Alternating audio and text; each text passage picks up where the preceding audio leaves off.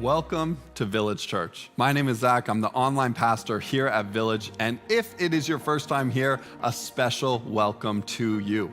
Now, one thing that we're about here at Village Church is serving and loving our cities and communities. We call this City Impact. And we've heard so many cool stories of community groups and individuals doing City Impact all over the world.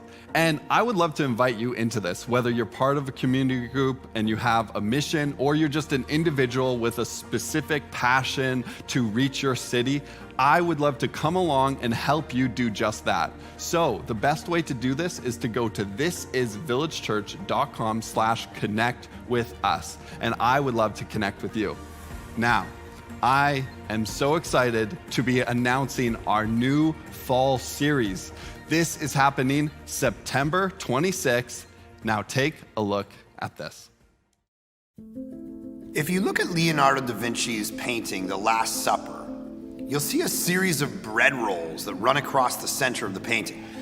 A few years ago, a musician found that by drawing the 5 lines of a musical staff across the painting, the bread rolls combined with the apostles' hands lined up to make musical notes.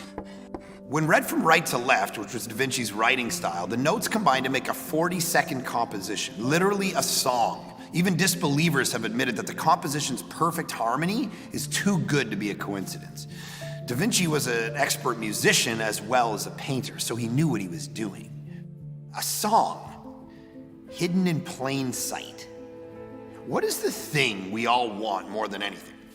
What's behind almost every choice you make, every moment, 1,000 times a day, every day? What's the thing we all are searching for? It's been called a lot of things across time, but we call it happiness, joy, pleasure. Our own joy is literally the thing that drives all other things. It's our choices, our friendships, our work, our hobbies, our values, virtues, obsessions, sins, what we do with our time, our talent, our treasure. All of it is driven and shaped by this one search. This isn't a new thought, of course. Philosophers and storytellers and scientists and psychologists and sociologists, they've been telling us this for years. The clothes you're wearing right now, that man you married, that meal you just had or are dreaming about cooking up next. Sure, sometimes we just make do and get stuff done, but most often, even in those moments, we try in some way to enjoy those things. Happiness, it drives everything. It's what it means to be human, from the cradle to the grave. None of this is all that debated. Where all this gets interesting is the ways we try to be happy, the ways we try to find the joy that we're all looking for, the answer to where it's all found. The keys to happiness is exactly what we've been trying to answer since we were drawing on walls and tracing the stars. So where is this happiness found? How can I experience it? What is the secret? How do I get it and keep it once I've found it? See, we tend to look everywhere to find it. Money, sex, fame, power, friendship, family, kids, work, accomplishment, adventure, intelligence, reputation, beauty. But what if I told you that that was all wrong? That all these years we've been looking in the wrong places, to the wrong things, not to things that help, but actually end up harming us. What if I told you that the secret was none of that, but that the secret wasn't all that secret at all, that it's been right in front of our noses the whole time, like a painting, thousands of years old, sitting in a gallery for all to see, famous beyond words, with a hidden message hiding in plain sight when we look closer, when we know what to look for, or we stare into it. For those who have eyes to see it, a secret which invites the world. Come closer, look, and truly live. You see, God told us 2,000 years ago the what, the why, and the how of happiness. 9 unbelievable keys to what we've all been looking for our entire lives. We've missed them, but it's time to discover them.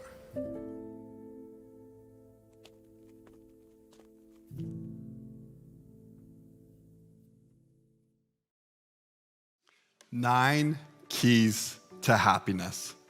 This series is going to be unbelievable. You are going to hear things that you have never heard before, and Mark is going to break down some amazing concepts. So join us for this 5-week series starting September 26th. Now, let's continue our service and worship together.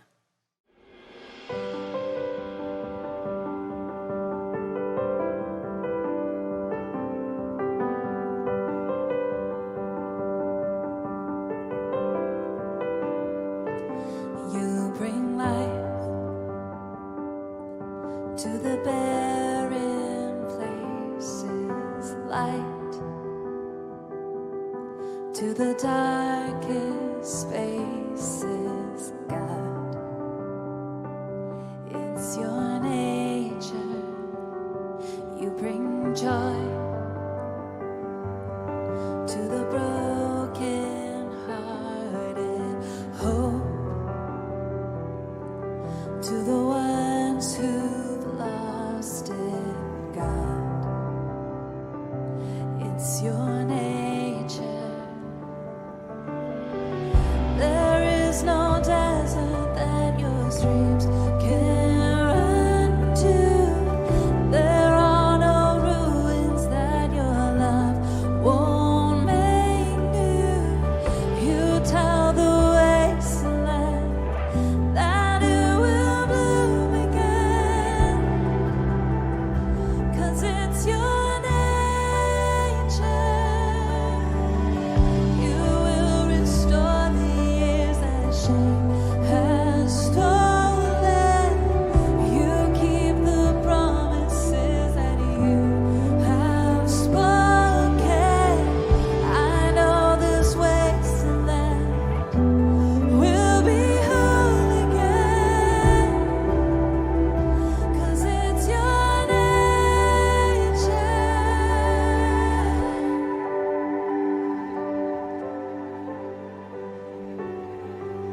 You bring peace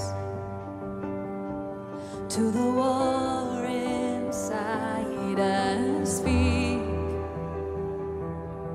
and all fear is silence, God. It's your nature. You bring joy to the broken hearted, hope to the ones who've lost it, God. It's your nature. There is no desert that your streams can run to. There are no ruins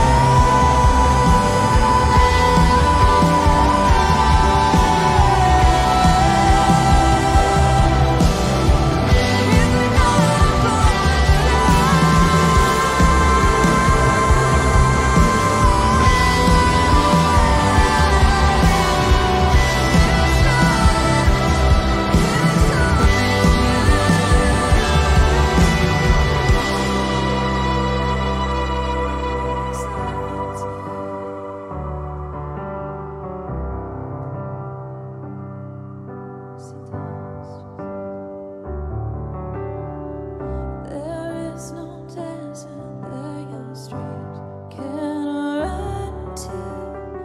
There are no ruins that your love won't make new.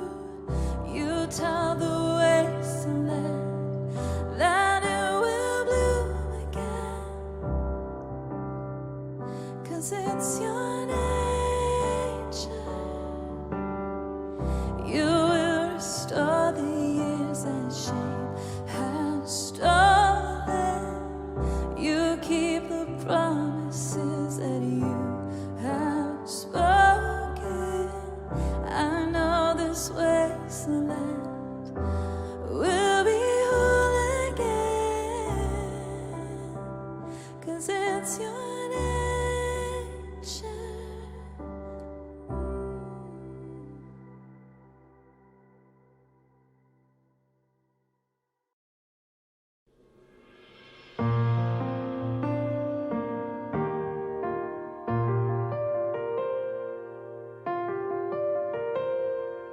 Underdressed, you justified me.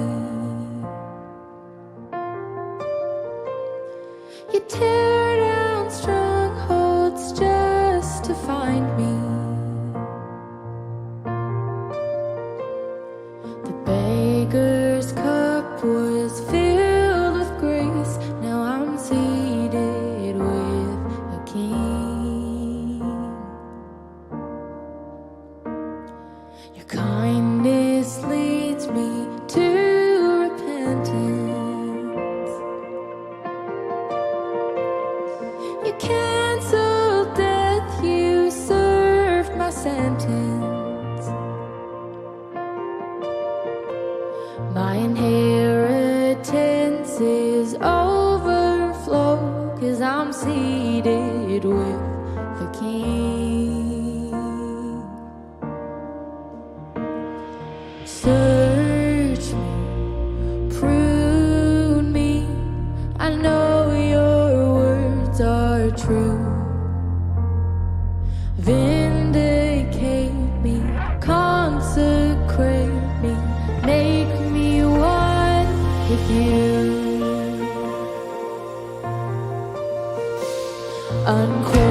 Unqualified, you justified me. You tear down strongholds just to find me. The beggar's cup is filled with grace. Now I'm seated with the King. The darkest deep is petrified.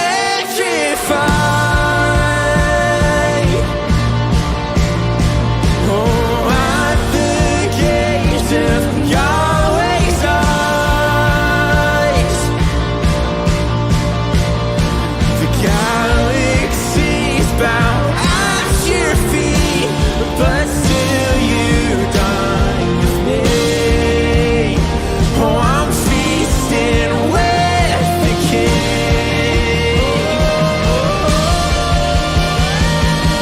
Search me, prune me. I know your words are true.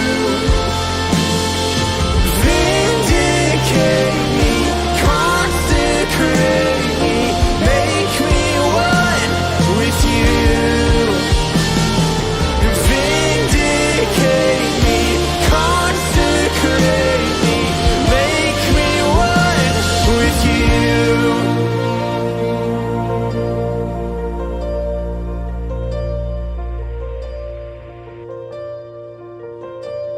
I'm feasting with the King who left his throne for me, enthroned upon my praises and clothed in majesty. He is holy, and I am underdressed. I'm feasting with the King who left his throne for me. Forgiveness isn't fair, but it's my reality.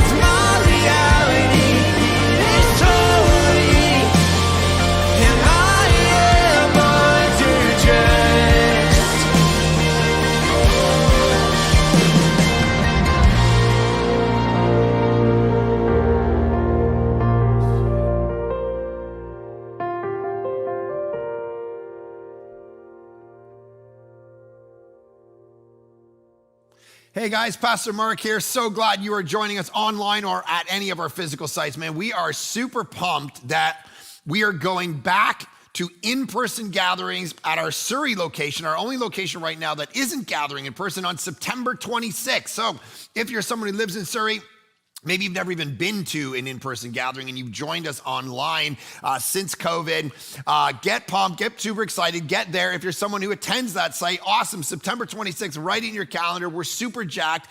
The other thing is this though. We need, at all of our sites, people actually serving in ministry, especially when it comes to kids ministry. Here's the domino effect that we are finding.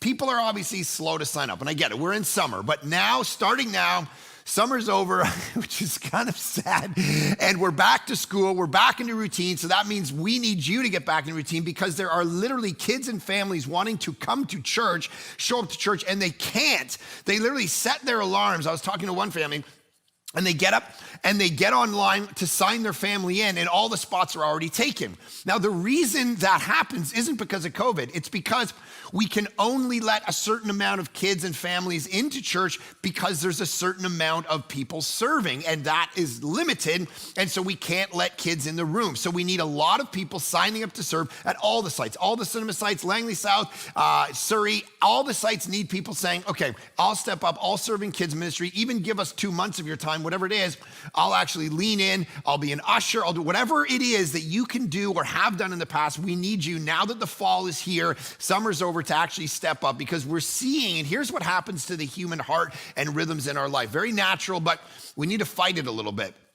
Our rhythm is, we've kind of served you, it's called the gravedigger effect, sociologists call it. We've served you as best we can. Like, we use technology, we sat in these rooms, we did all this stuff to make sure that during COVID, you could actually be discipled and grow closer to Jesus. But now here's what's happened. You've got in the pajama rhythm, all right? You're sitting in your PJs, drinking your coffee. You don't have to shower. You don't go and get in your car and serve.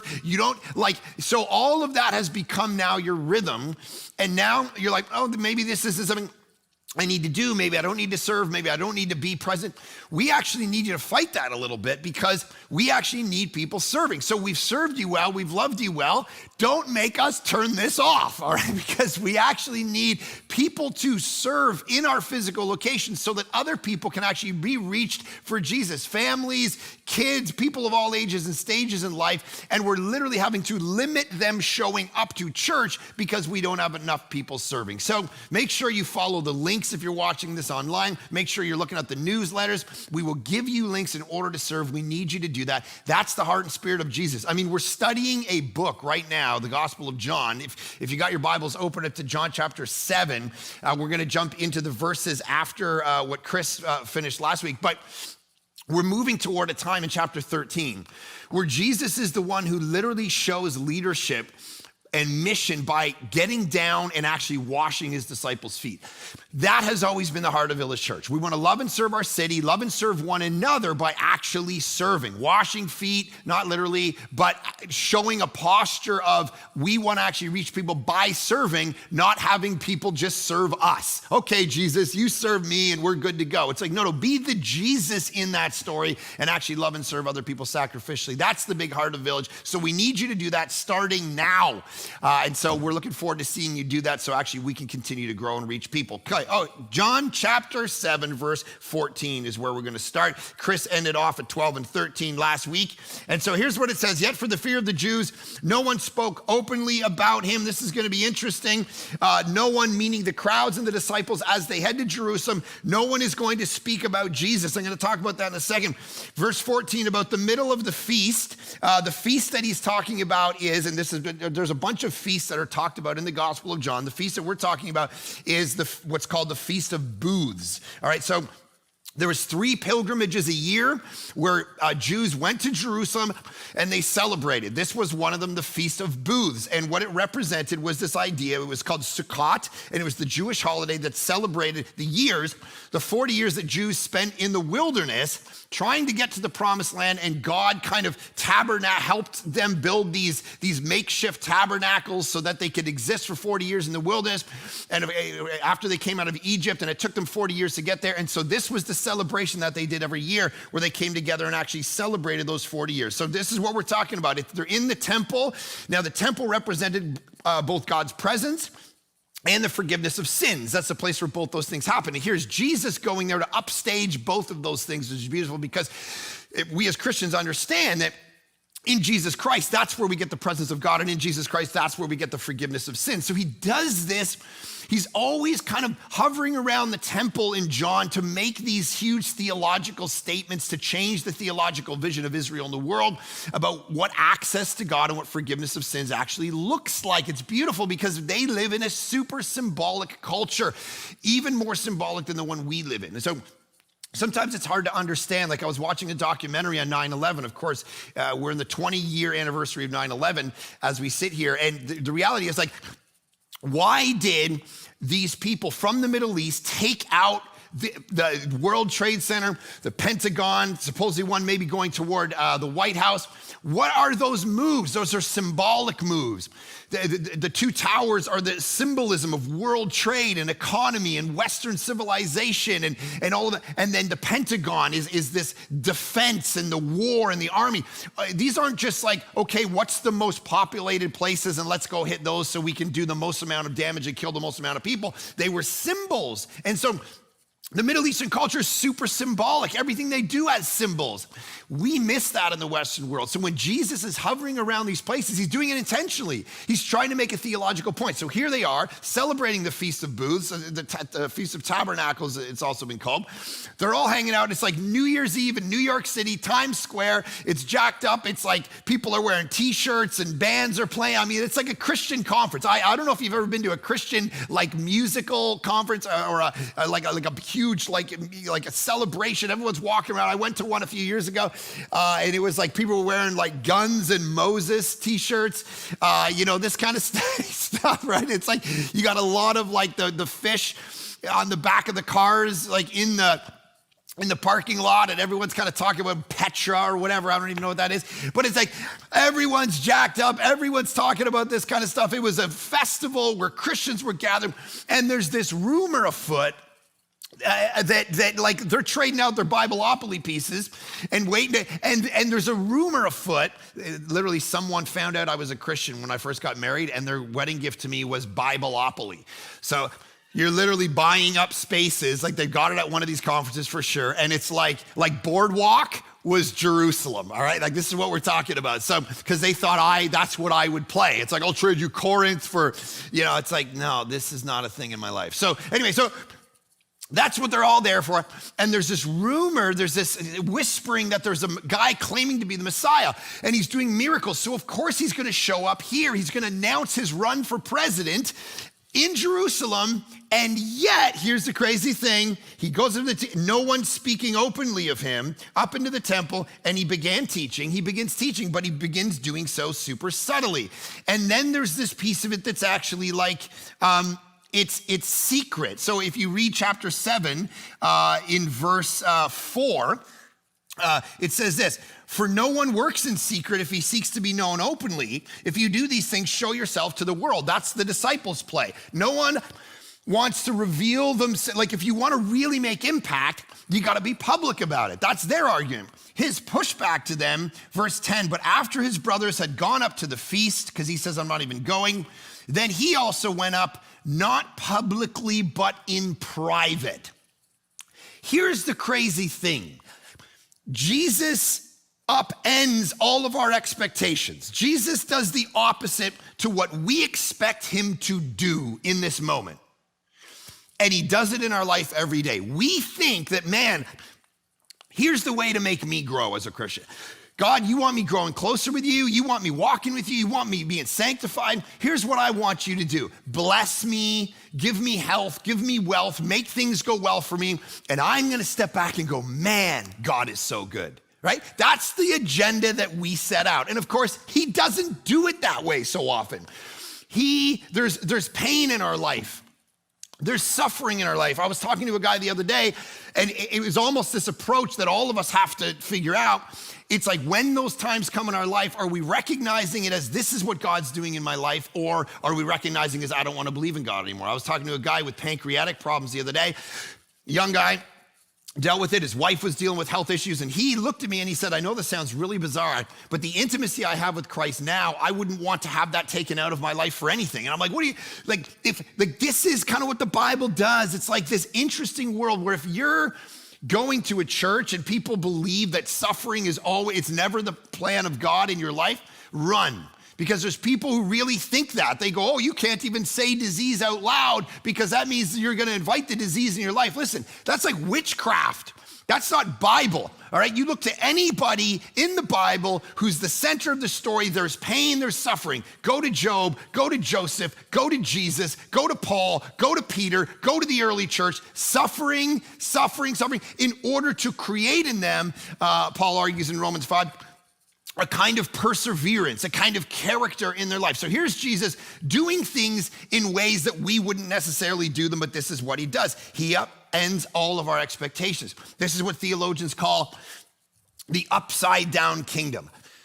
Jesus does things in an upside down way to such a point where all the people that, and this is what Jesus' ministry does, all the people that you thought were in are out.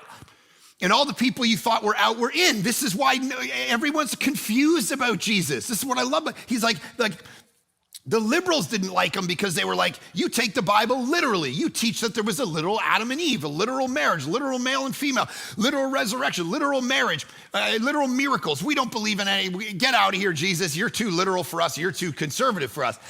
And then the conservatives didn't like Jesus because he's partied too much and they called him a drunkard. And he hangs out and he's having too much fun and he loves the poor too much. Don't you know if the poor just work a little harder, their situation will get figured out? He's a socialist. He's a communist. And everyone hated Jesus because of all this. They're freaking out. And here's the best part about, I love this. This is great for us today. When he has an opportunity to do all this, he shows up in private and he doesn't correct the misinformation for a minute. When he has an opportunity to correct and clarify and make clear what he thinks about everything, he doesn't. And it blows our mind because we realize that it wasn't necessarily his calling to change every social structure, to make everything clear for everybody all the time about what. Now, of course, there's implications, but half the stuff we're talking about today, Jesus isn't super clear about, which is a beautiful image because, man, I try my hard in this cultural moment right now to do my best to be like Jesus in this way because people direct message me every day. Mark, you need to lead, you need to be a voice in this. Why aren't you speaking about this and that and sermons and blogs and videos against these people or those people? And I'm struggling in a sense because I do have an opinion about everything that's going on right now, but my main task for you right now in this moment is to actually try to reach people on both sides of all of these issues with the gospel of Jesus. That's my main calling as a pastor, as a preacher and a teacher. Because if I was to just choose a side every single time and clarify what I think about every single issue, then I just become a political pundit and I lose the other side. And my main goal is to reach people with the gospel of Jesus so they go to heaven when they die and not hell, and they have a life where they're given eternal life and joy and peace in the present, not that they believe with my political views on some temporal issues that in time will pass, will evolve. Of course, Jesus, the teachings of the New Testament, teachings of Jesus, my own understanding of reading out of all this stuff for the last 20 years, it's like, I got ideas about how all this should go down. I have opinions, but what is my job right now? To not clarify on every single issue that comes across my plate. That's the idea. And here's the complicated nature of Christianity, guys. And this is something that hit me this week. And I think it's something we all got to really think about. Sometimes we as Christians are supposed to do this and not that. And sometimes we're supposed to do that and not this. And here's the other complicated reality that's going to blow our mind. You ready for this? Because this is not sitting comfortably. This will not sit comfortably with most of us. Sometimes some of us are supposed to do this, and some of us are supposed to do that, and that's okay. Now, before you're like, what do you mean? My black and white boxes are getting all screwed up here. Listen, you go back through church history and you understand over 2,000 years, there are different streams, and Christians believe different things about different realities.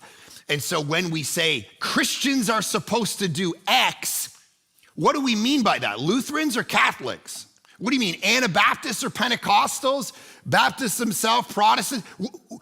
Which Christians are you talking about? And so I was reading this week in John Stackhouse's book, Making the Best of It, which is a great book right now, which strikes up this tension that we all feel in this moment, where how Christianity and culture connect to one another. And he says this: my main point is that in some cases, no single stance says and does all that must be said and done.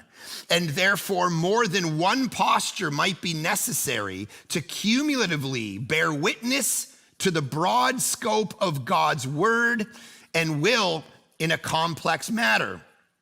Put a little more strongly, I think it makes sense of a fundamental historical reality.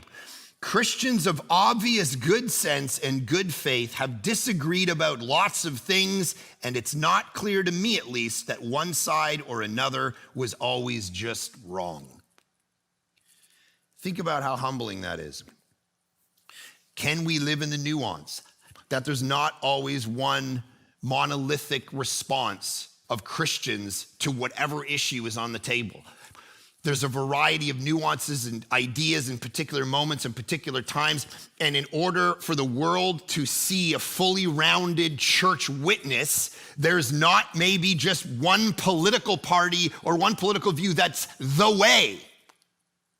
And if you doubt that, go and talk to Christians of different ages, different stages, different races, different social standings, and ask them what they think about the issues that we get so clamored about. And we have kind of this one view on everything. And then you start to open your dinner table up a bit.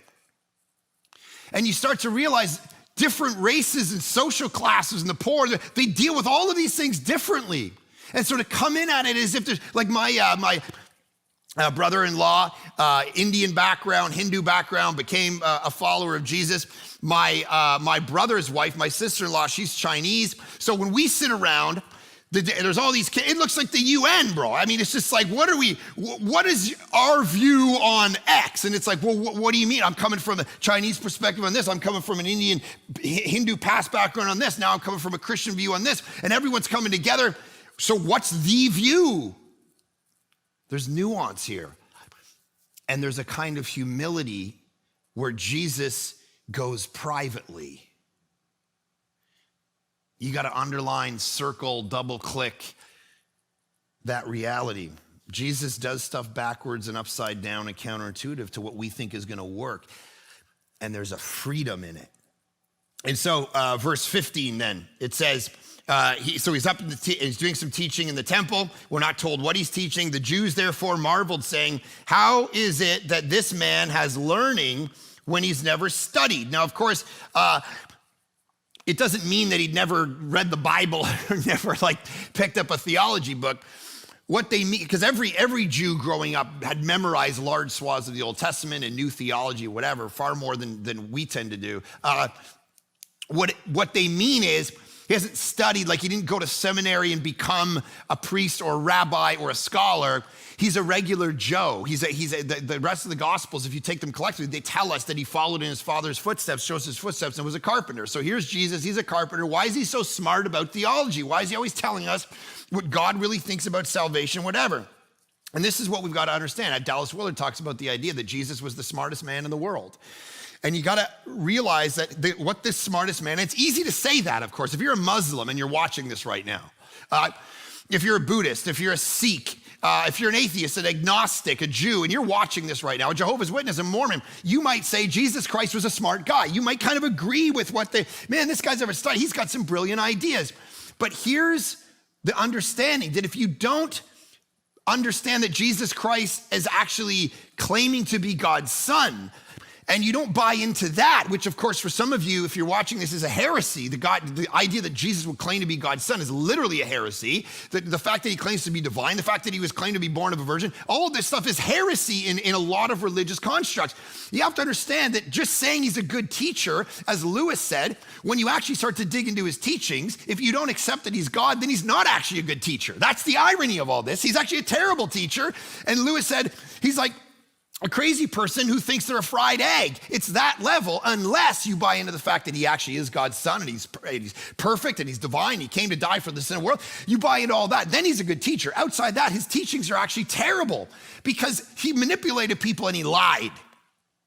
And so at the end of the day, all of us have to kind of ask that question: do we think Jesus is just this good teacher, or was he actually the Son of God? And that, of course, becomes divisive. And so we as a culture move away from it, and we don't like the exclusive nature of Christianity, where it says Jesus is the only way, that he's God come down the mountain. And so we say, well, all views and all religions are fine. We all like Jesus. He's a good guy, so we move on with our life. But the problem with that is that's not what any actual other religion thinks, right? Tim Keller talks about this in his book, The Reason for God, doing a church in New York City. He says, I was once invited to be the Christian representative in a panel discussion at a local college along with a Jewish rabbi and a Muslim imam. The panelists were asked to discuss the differences among religions. The conversation was courteous, intelligent, and respectful in tone. Each speaker affirmed that there were significant, irreconcilable differences between the major faiths. A case in point was the person of Jesus. We all agreed on the statement: if Christians are right about Jesus being God, then Muslims and Jews fail in a serious way to love God as God really is. But if Muslims and Jews are right that Jesus is not God, but rather a teacher or prophet, then Christians fail in a serious way to love God as God really is. The bottom line was we couldn't all be equally right about the nature of God. Several of the students were quite disturbed by this. One student insisted that what mattered was to believe in God and to be a loving person yourself. To insist that one faith has a better grasp of the truth than others was intolerant. Another student looked at us clerics and said in his frustration, we will never come to know peace on earth if religious leaders keep on making such exclusive claims. That's the scandal, is that Jesus is actually making exclusive claims. And the question is not just whether he's a good teacher, but have you looked into what he taught? And do you accept that? Because if you don't accept that, then he actually isn't a good teacher. And so you look at this guy's never studied and he's so learned. All right, but if what he's saying isn't actually true, then he should be forgotten about. He should be rebelled against. But if it is true, then we need to accept him as more than a teacher. That's the tension. And the beautiful thing here is they push back. He's never studied. I think we tend to picture Jesus, like when he was living on earth, that he walked around and like was just like maybe a foot off the ground, kind of floating, and he had like this aura around him, and like in a sea of like people who looked all the same, you know, he stood out. You know, maybe everyone's got brown or black eyes in that culture, but he's got blue, you know, he's like, bzzz, you know, he's just like, and he's all jacked. He's like, and his clothes are never dirty. And it'd be like just looking, going, oh, there's Jesus in a crowd of 5,000. We totally can tell. And we kind of been fed those images. And of course, if he was like that, then no one would question him. They wouldn't go, I don't think he's actually right. In fact, later, it's that he's leading Israel astray, right? You know that. Like when he gets tried, at his trial, one of the things against him is he's leading Israel astray. That's how he's viewed. He's a false prophet, according to Deuteronomy 18. And a false prophet wasn't just told to take down his blog. A false prophet was killed. And so they're pushing back against him. They're pushing back against his ideas. They don't accept him. And here's the great thing for our life. Man, Jesus' life was constantly slogging it uphill. It was never easy. And that's the beautiful part where Jesus exemplifies for us discipleship. He always had resistance. And you and I got to understand, life sucks, right? Life pushes back since Genesis 3, when we fell and God cursed the earth and said, you're not gonna be able, it's gonna be thorns and thistles, man. Work is gonna push back against you. Your boss is gonna push back against you. Your marriage is gonna push back against you. Your health is gonna push back against you. Everything in life just seems to be, it just gets twisted and messed up, and nothing can be perfect, nothing can be set. Money, making more money, being successful, friendship, it's just always pushing and grinding. And here's the question, you either take it like Jesus and go, this is what God is doing in my life to form me into who I need to be. I follow a one who ends up at the very center of the will of God being crucified. Or I give up and I go, I can't handle the pressure. I can't handle the pushback. I can't handle the resistance. I can't handle the difficulty in my life. And I'm gonna shut down and give up. It's what one writer, Jay Neal, calls the help of opposition. He says this, a certain amount of opposition, writing about manhood in his book years ago, is a great help to a man. Kites rise against and not with the wind. Even a headwind is better than none. No man ever worked his passage anywhere in a dead calm in a boat. Let no man wax pale, therefore, because of opposition. It is what he wants and must have to be good for anything. Hardship is the native soil of manhood and self-reliance. He that cannot abide the storm without flinching or quitting strips himself in the sunshine and lies down by the wayside to be overlooked and forgotten, and falls asleep in the stillness that follows. Guys, it's what Gladwell calls the advantage of disadvantage. It's the difficulty that grinds us into the person that God is making us into. And I know almost every person watching this right now, there's some aspect of your life, statistically speaking, that is difficult, that just feels like it's pushing back. It feels like there's opposition. It feels like there's people, who is this guy? Why should we follow him? He's not even learning. People don't understand you, circumstances don't understand you, whatever it is. Man, can I tell you one of the hardest parts of my job is this. Preaching. I know some of you just think I'm making this up as I sit up here, but it's actually the most difficult part of my job. It's the bane of my existence. As much as I love it, it crushes me almost every week. The study, the mindset, the commentaries, but then there's the every Friday writing it out, and every Saturday getting into my office at 5 p.m. every single Saturday for 11 years and having I'm a social person. I got my friends texting me, we're at a party, and they're taking pictures of themselves. But I gotta grind out and memorize this sermon and think of an illustration for the people that are gonna watch. And I look in, it's kind of like those Home Alone, I look and I see my kids in the windows and they're building memories, and it's all muted, to me, because I'm just looking in the window from afar going, I just wanna snuggle by, and they're all laughing, and I'm sitting outside memorizing sermons for you. And it's a grind, and it's the heart, but then it's the place where I love the scriptures and meet with God every week in a special way, and laugh and cry and try to figure out how to do this. And if these sermons help you at all in your life, it's like who God's making me to be on purpose through the difficulty, through the heaviness. It's the hardest, heaviest. I talk to any preacher. The hardest, heaviest spiritual day, emotional day of their week is Sunday, because you get up and you feel like you're walking through molasses. There's a spiritual, emotional, mental dynamic here. But then you see the fruit of what you do for yourself and others, and you realize it is in that grind. It is in that opposition that you're being made into the person God makes you to be, for the world, for yourself, for your family, whatever. It's true. And so Jesus exemplifies this in such a beautiful way.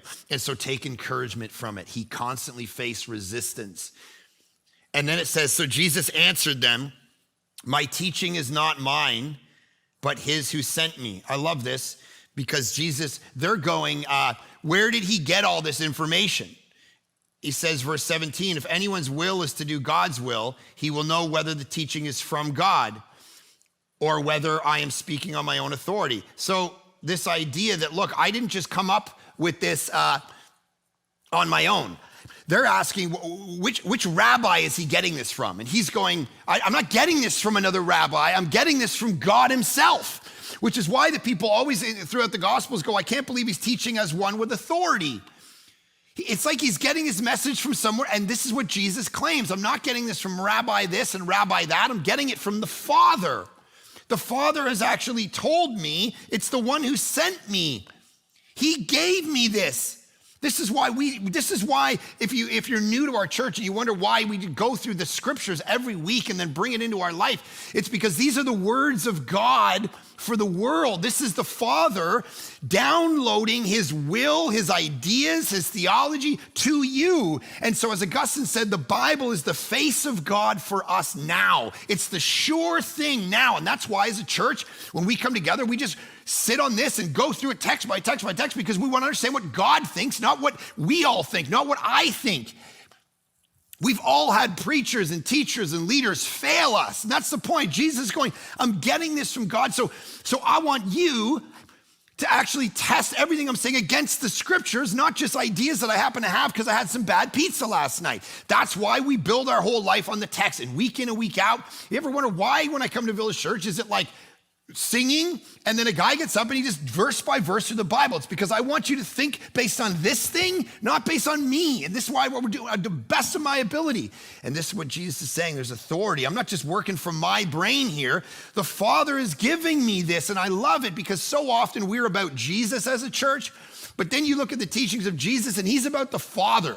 And let's understand to bring in our Trinitarian theology, Father, Son, Holy Spirit, fully God, eternally one, eternally distinct. Sometimes the Father doesn't get the attention he deserves in our life. It's like worship, prayer, a relationship with the Father. This is constantly what Jesus is on about. I'm just teaching you stuff the Father told me and gave me. It's like my daughter Hayden showing up at youth group or something and saying, hey, my father thinks that the postmodern milieu is based on a post-Foucault, post-Freudian, post-Darwinian, Stanley Fish epistemological understanding that he feels misses and everybody like, what? What are you talking about, Hayden? You'd be like, I don't know, I'm just telling you what my father told me.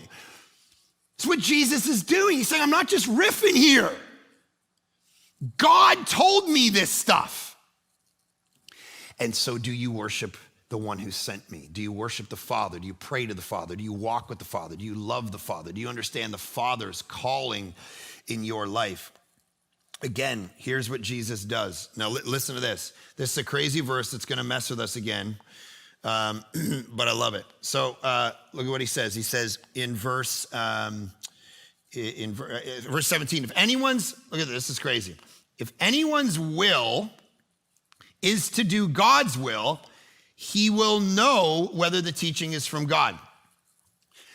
Okay, guys, here's what I love about this. It's totally the opposite to most things I preach every week. All right, and here's what I mean by it. This is why I love it. What we tend to say is if someone is going to ultimately do the will of God, right, in their life, if they're gonna, live a Christian life, then the first thing upstream that they need to do is know God. They need to think right. And so they need to, understand the gospel and understand the Bible and understand the view. And then when they give their life to Jesus, then one day they will start to kind of act and follow the ways of Jesus and be obedient. But what he just said flipped it. And he said, you will know if your will is to actually do God's will. If you want to obey God, then you will start to do that, and you will then come to know. It's like when people talk about fake it till you make it. It's like you actually do some practice in a certain rhythm and pattern of life, and over time that starts to actually shape your affections to do the will of God in your life. He flips the order, and it's a beautiful thing because here's what he's doing. He's saying, I want people not just to believe some stuff, but to obey some stuff, socially, morally, understanding that God has this desire in your life. And the Christian life is not just about believing some doctrines, it's actually living out the Christian life. You're submitting to God's will, he says. There's God's will, and you don't just get to believe in a bunch of doctrine, you actually have to do the will of God. Now, over and over and over again, Jesus talks about this in his teachings, and the New Testament talks about it. So we rarely talk about it. Let me just show you a couple. Matthew chapter 7, not everyone who says to me, Lord, Lord, will enter the kingdom of heaven, but the one who does the will of the Father, right? Pretty big idea. And then he says, I appeal to you, brothers, by the mercies of God, this is Romans chapter 12, to present your bodies as a living sacrifice, holy and acceptable, which is your spiritual worship. Do not be conformed to this world, but be transformed by the renewing of your mind, that by the testing you may discern what is the will of God. All right, that's Romans 12. 1 John chapter 2. And the world is passing away along with its desires, but whoever does the will of God abides forever. I'll give you one more.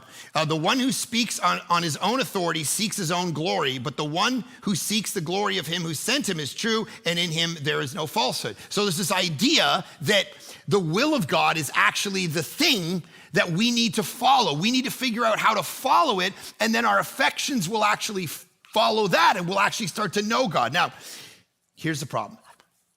How do we know what the will of God is? This is where the confusion comes in our life.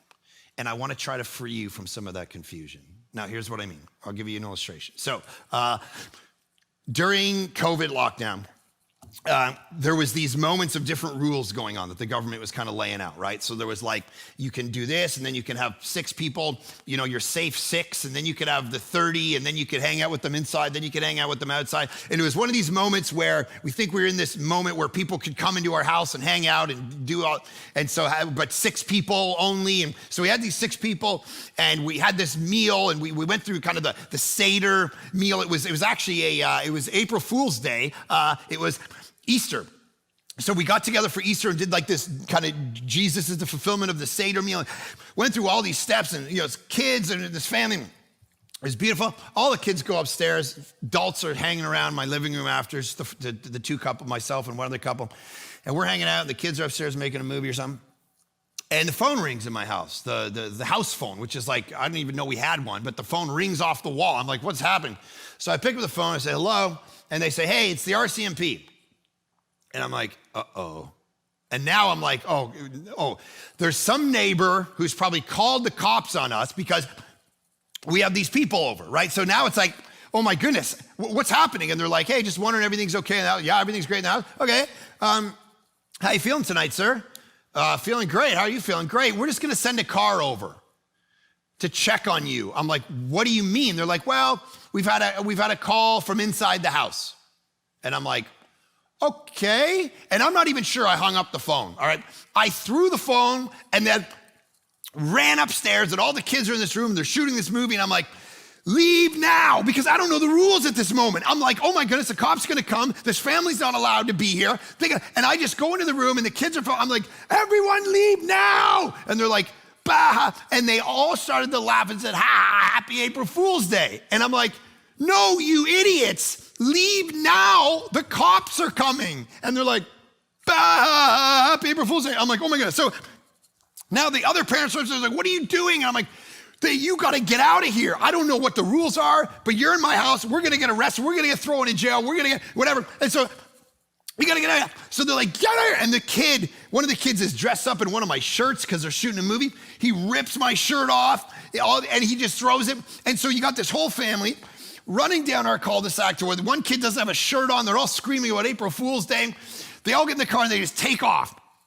And then I'm sitting there like, what? So never has a house been cleaned faster in the history of time. All right, just like literally dishes. The next morning we woke up, there was dishes in our microwave, dishes in our oven. I mean, it was crazy. It was like, and the cop comes to the door. Ding dong, we're like, hey, how's it going? We're all in our PJs now, and it's like just all got like a hot cup of coffee. Oh, hi, I didn't know you were here. And he's like, hey, how's everybody? I'm like, everybody's great. He's like, okay, cool, just wanted to check. He left. And it turned out one of the kids didn't know probably even what 911 actually was. And for the movie, they just picked up one of the phones they didn't think was connected to the wall, dialed 911. And cops were like, oh my goodness, we got to come check the house, make sure this guy's, not doing something bad to his family. But it was in this moment, listen, we didn't know the rules at the moment. They changed so quickly. There's moments where the rules are not super, super clear to you what God wants you to do when you're looking for his will. And so you fumble around a bit in the dark and you do certain things and you're not sure. Can I just give you the freedom? That's exactly how it is. Because he doesn't tell you specific stuff in the Bible. He doesn't tell you the name of the person you're supposed to marry, so stop looking in your alphagettis. He doesn't tell you exactly which city you're supposed to be living. He doesn't tell you exactly what school you're supposed to go to. He doesn't tell you at what age you're supposed to show Shawshank to your daughter when she's 15 and you gotta wait a couple years. These are the questions that aren't in the Bible. These are the things we gotta discern. We gotta figure it out.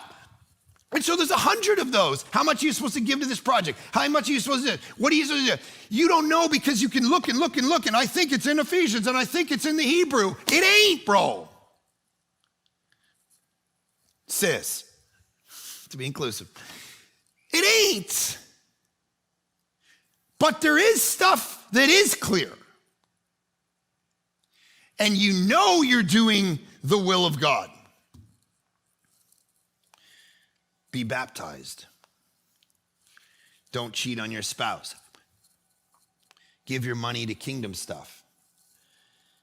Give thanks in all circumstances. Be generous.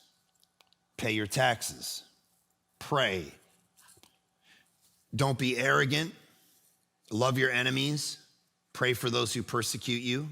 Help the poor, love your neighbor, don't be angry, don't be prideful, don't covet, don't be anxious, don't be jealous, don't envy. Listen, guys, you do not need a spiritual feeling in your little heart to do those things. He's clarified them in the scriptures clearly. This is what I'm asking you to do. And it's these people who are not afraid to submit to the Bible and what God has said in it. He's saying it's these people, even though the world passes away, it's these people, 1 John, that actually abide forever. And I know you want to lust and do your thing, and you do because you're like afraid God's promises won't actually come true, that if you resist that, he's going to reward you for it, and you're not sure because it feels good in the moment, so you do it. And you do the same with greed, and you do the same with shopping, you do the same with pride, you do the same with arrogance. You're just not sure God's actually gonna show up and do the promises thing. And so you just do that thing and you're trying to figure it out. And then the church or people teaching the Bible or whatever tell you this is probably what you need to do with your life. And you don't really wanna do that thing. So then you just go, well, I don't like what the church thinks about this. And I don't like what the Bible says about this. And that was ancient and I don't wanna follow it anymore. And this is all our discernment process of what is the will of God for my life and how do I do it? And we push back. N.T. Wright says this: people often accuse Christians of advancing their own ideas rather than God's when the people concerned don't really want to hear what God has to say to them. Blaming the church is a convenient way of ignoring God's costly and demanding call on your life. That's what he's saying. And then he says, the end of this text in John chapter 7, the one who speaks on his own authority seeks his own glory, but the one who seeks glory of him who sent him is true. There's only two kinds of people in the world. You seek your own glory or the Father's glory, and in him there is no falsehood. Has not Moses given you the law? Look at this. Yet none of you keeps the law. Can I just land this here? Galatians 3 says the same thing. The law gives life, but no one can actually succeed at keeping it perfectly. So that's why Jesus had to come and die. There's a kind of humility. No one keeps it perfectly. There's a kind of beauty and humility that comes out of that because now religion doesn't get to crush you. Because as Jesus says here, you can't keep the law perfectly without Jesus. And so when we start to understand about our own life, we understand that we're sinful. Let Jesus tell you right now, you've not ever been perfect at keeping the law. There's a sin in your life that needs to be dealt with. There's the reason you are who you are, it's not just your parents' problem and fault. It's not just your teacher. It's not education. It's not the systems. It's not the politician. It's you. There's something in you that's sinful, and you can't ever be a perfect person.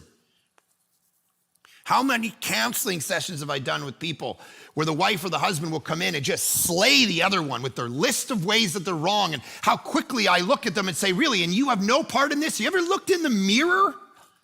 And usually that's our last session. Because maybe part of it's your problem. Problem is we view ourselves the opposite of what Jesus just said here. We view ourselves as good. And so we can never get ourselves to a place where we need the grace of Jesus. We always think it's them. It's those people. It's not me. I'm good because I understand my own motives.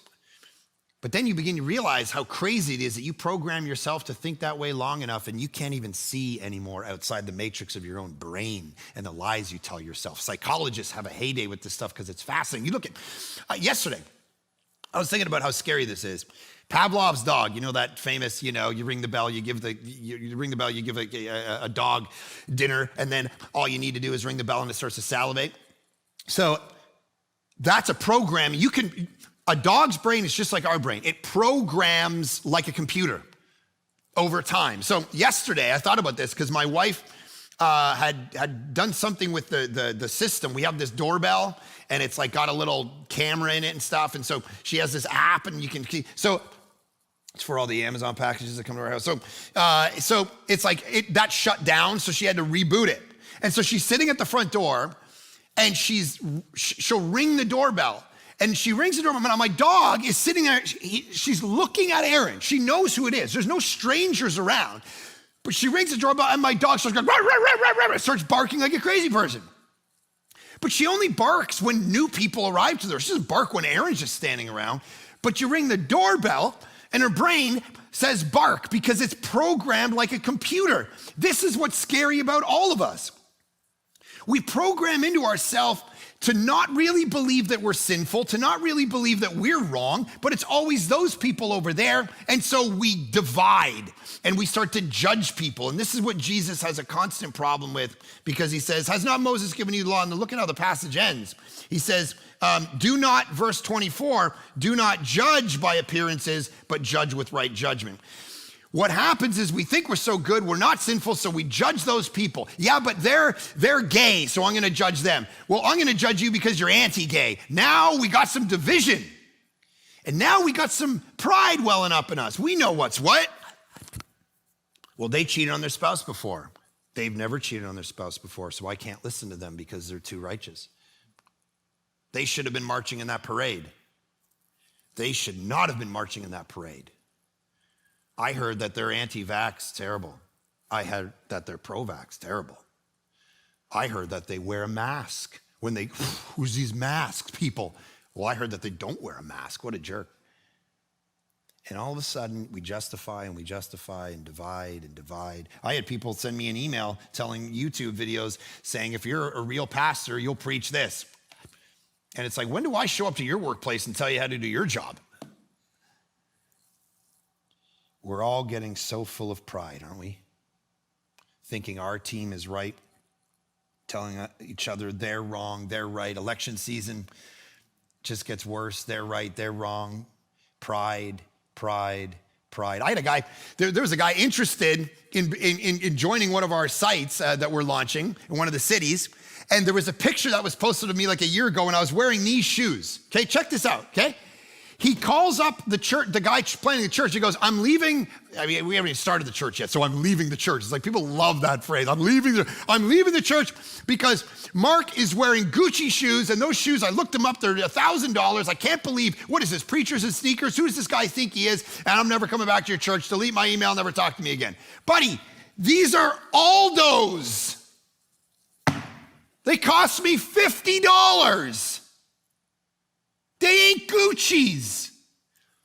Who do you think you are? Who do we all think we are? judging people with no understanding of what their situation is in their life at their particular time. You don't know what they do for a living. You don't know the situation that they're in. Don't project who you are in your situation on everybody else and judge them on outward appearances.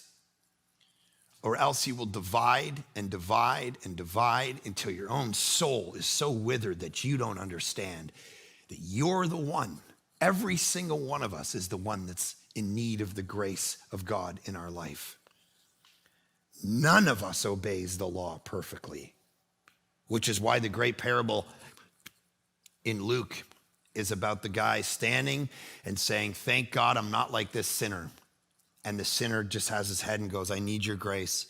And the parable is, it's the second one that went away justified. First one's hardest too. This is why Jesus had to come and die on a cross for our sin, guys. This is why he rose again, because our pride will keep us away from understanding our own need. It will mess with our brain. It will program us to tell the lies and create the narrative. And Jesus is going, you all need to be recipients of this grace. So Father, I just pray in this moment, whether we're watching this in one of our sites or watching this online or listening to this podcast, whatever, that we would receive the grace of Jesus. We would be humble enough to understand it's not in us and them. You aren't better than them. We all have blind spots that we need to be self-aware of. Lord, show us those things and let us walk in humility, because none of us can fulfill the law of God perfectly, and that's why you sent Jesus. Let that create in us that understanding of our own sinfulness, the understanding of our proclivity to not get information right all the time, that there'd be a humility in all of it, that we would walk out of a place of understanding the beautiful reality that even though we don't have it right every time, in every way, you forgive us and choose to use us anyway. It's crazy, and let us extend that same grace to other people. In Jesus' great name we pray, amen. The head that once was crowned with thorns is crowned with glory now. The Savior knelt to wash our feet. Now at his feet we bow.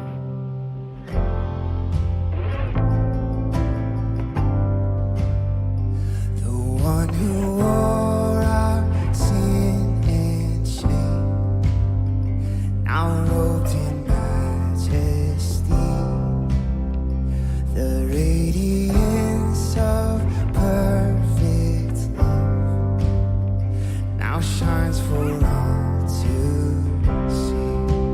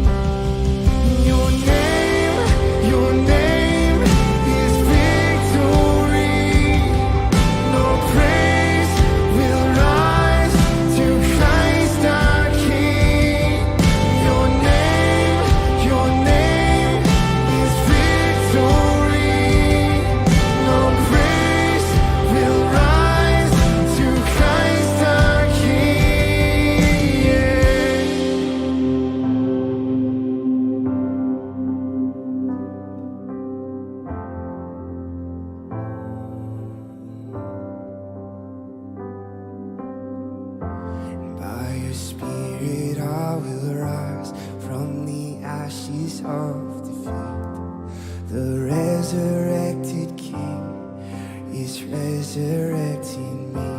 In your name I come alive to declare your victory. The resurrected King is resurrecting me. By your Spirit I will rise from the ashes of defeat. The resurrected King is resurrecting me. In your name I come alive to declare your victory. The resurrected King is resurrecting me. By your Spirit I will rise from the ashes of defeat. The resurrected King is resurrecting me. In your name I come alive to declare your victory. The resurrected King is resurrecting me.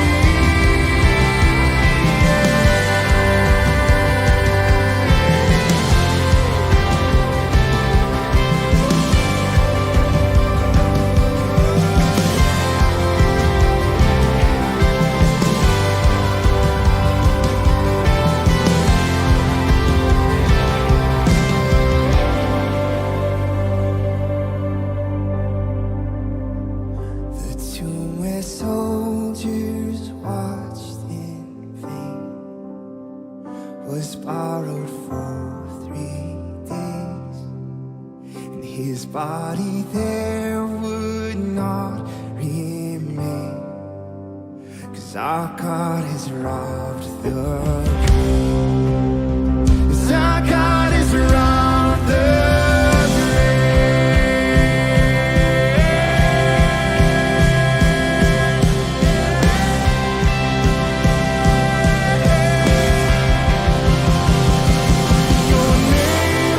Your name is victory. Your praise will rise to Christ our King. Your name is victory. Your praise will rise to Christ our King. By your Spirit I will rise from the ashes of defeat. The resurrected King is resurrecting me. In your name I come alive to declare your victory. The resurrected King is resurrecting me. The resurrected King is resurrecting me.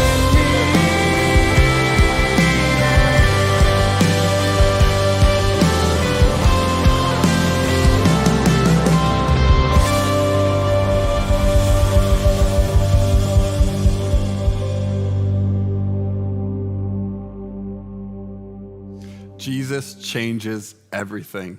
And our hope and prayer is that you would take this moment, what you experienced here right now, into your week, and that you would actually grow closer to Jesus.